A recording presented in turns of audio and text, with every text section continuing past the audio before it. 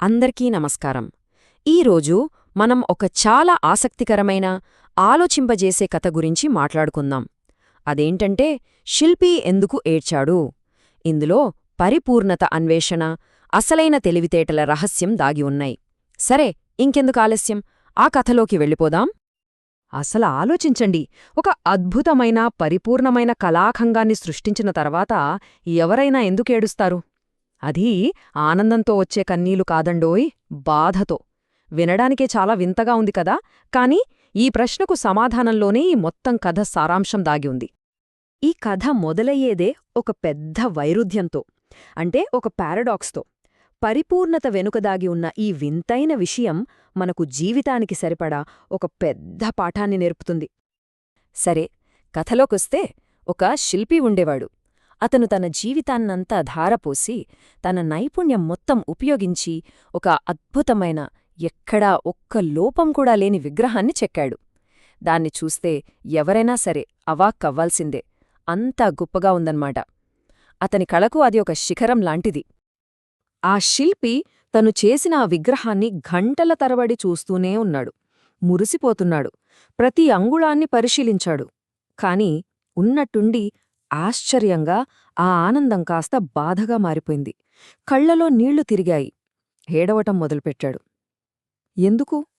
సరే, అతని ఈ వింత ప్రవర్తన వెనుక అసలు కారణమేమై ఉంటుంది? ఆ శిల్పి కథలోనే మనందరికీ వర్తించే ఒక గొప్ప నిజం దాగి ఉంది. అదేంతో చూద్దాం. ఇదంతా చూస్తున్న చుట్టుపక్కల జనాలకి ఏమీ అర్థం కాలేదు. ఇంత అద్భుతమైన విగ్రహాన్ని చేసి దాని ముందు నిలబడి దాని సృష్టికర్తే ఎందుకు ఏడుస్తున్నాడు? వాళ్లకస్సలు అంతుపట్టలేదు. అందుకే వాళ్లు అతని దగ్గరికి వెళ్లి సూటిగా అడిగేశారు, అయ్యా, ఎందుకు ఏడుస్తున్నారు అని. ఇక్కడే మన కథ ఒక కీలకమైన మలుపు తీసుకుంటుంది. ఎందుకంటే ఆ శిల్పి చెప్పబోయే సమాధానంలో అతని లోతైన ఆలోచనా విధానం బయటపడుతుంది. ఇది కేవలం ఒక జవాబు కాదు, అదొక జీవిత సత్యం. అప్పుడు ఆ శిల్పి వాళ్లకు ఒక షాకింగ్ సమాధానం చెప్పాడు. నేనేడుస్తున్నాను ఎందుకంటే ఎంత వెతికినా ఈ విగ్రహంలో నాకు ఒక్కటంటే ఒక్క తప్పు కూడా కనబడలేదు అన్నాడు. వినడానికి చాలా వింతగా ఉంది కదా. తప్పు లేకపోతే సంతోషించాలి, కాని ఏడవడమేంటే? ఇక్కడే ఆ శిల్పి ఆలోచనలోని గొప్పతనం మనకర్థమవుతుంది. అతని ఉద్దేశంలో ఒక తప్పును కనుక్కోగలిగితే భవిష్యత్తులో దాన్ని సరిదిద్దుకొని ఇంకా మెరుగైన విగ్రహం చెయ్యడానికి అవకాశముంటుంది. అంటే అభివృద్ధికి దారి తెరిచి ఉన్నట్టు. కాని అసలు తప్పే కనపడకపోతే దాని అర్థం ఇక మెరుగుపర్చుకోడానికి ఏమీ లేదు, అభివృద్ధికి దారి మూసుకుపోయినట్టే. చూశారా ఎంత గొప్ప ఆలోచనో? సో మనం అర్థం చేసుకోవాల్సింది ఏంటంటే, ఆ శిల్పి భయం తన పనిలో ఏదో లోపముందనో, అది పర్ఫెక్ట్గా లేదనో కాదు. అతని అసలైన భయమేంటంటే తన ఎదుగుదల ఆగిపోతుందేమోనని. పరిపూర్ణతను చేరానంటే ఇక నా ప్రయాణం ముగిసిపోయినట్టే కదా, అక్కడితో స్తబ్దుగా ఉండిపోతానేమోనని అతని భయం. అయితే ఈ కథ నుండి మనం నేర్చుకోవలసిన అసలైన పాఠమేంటి? నిజమైన ప్రజ్ఞ లేదా ఎక్సలెన్స్ అంటే ఏంటి, దాన్ని ఎలా సాధించాలి, దాని గురించే ఇప్పుడు మనం మాట్లాడుకుందాం. అసలు కథలో ఒక అద్భుతమైన మాట ఉంది. ఈ భావనే ఒక వ్యక్తిని ప్రజ్ఞావంతుడిగా చేస్తుంది. అంటే ఏ భావన?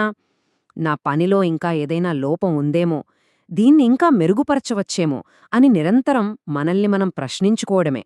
ఇదొక రకమైన హెల్దీ సెల్ఫ్ క్రిటిసిజం అనమాట. మనల్ని ముందుకు నడిపించే ఒక ఫ్యూయల్ లాంటిది. అయితే ఈ ప్రజ్ఞావంతుల మనస్తత్వాన్ని మనం ఎలా అలవర్చుకోవాలి? కొన్ని విషయాలు చూద్దాం. ముందుగా, మనం చేసే పనిలో లోపాల కోసం ఎప్పుడూ వెతుకుతూనే ఉండాలి. ఇది మనల్ని మనం తగ్గించుకోవడం కాదు, మనల్ని మనం పెంచుకోవడం. తర్వాత, ఒకటికి 10 సార్లు చెక్ చేసుకోవాలి, మళ్ళీ మళ్ళీ చెక్ చేసుకోవాలి. అలాగే అమ్మయ్యా పనైపోయింది అని సంతృప్తి పడిపోకూడదు. ఎందుకంటే గొప్పతనం పని పూర్తి చేయడంలో లేదు, దాన్ని మెరుగుపరచడంలో ఉంది. ఇక ఆఖరిగా, దేన్ని దేవుడు మీదో విధి మీదో వదిలేయకూడదు. మన ప్రయత్నం మన చేతుల్లోనే ఉండాలి. సరే, ఇదంతా విన్నాక ఈ కథ మన ముందు ఒక ప్రాథమికమైన ప్రశ్నను ఉంచుతోంది. సంతృప్తా లేక పురోగత? నిజానికి ఈ శిల్పి కథ జీవితంలో ఎక్సలెన్స్ సాధించాలని కోరుకునే ప్రతి ఒక్కరి ముందు ఒక చాయిస్ను పెడుతుంది. ఈ నిర్ణయం మనం ఖచ్చితంగా తీసుకోవాల్సిందే. మరి ఆ చాయిస్ ఏంటి? ఇంతటితో చాలు అని సంతృప్తిపడి అక్కడితో ఆగిపోవడమా? లేక ఇంకా మెరుగుపడాలి అని నిరంతరం పురోగతి కోసం ప్రయత్నించడమా? సౌకర్యమా? అవకాశమా? మనం దేన్ని ఎంచుకుంటాం? ఈ ప్రశ్నతోనే మిమ్మల్ని వదిలేస్తున్నాను, ఆలోచించండి.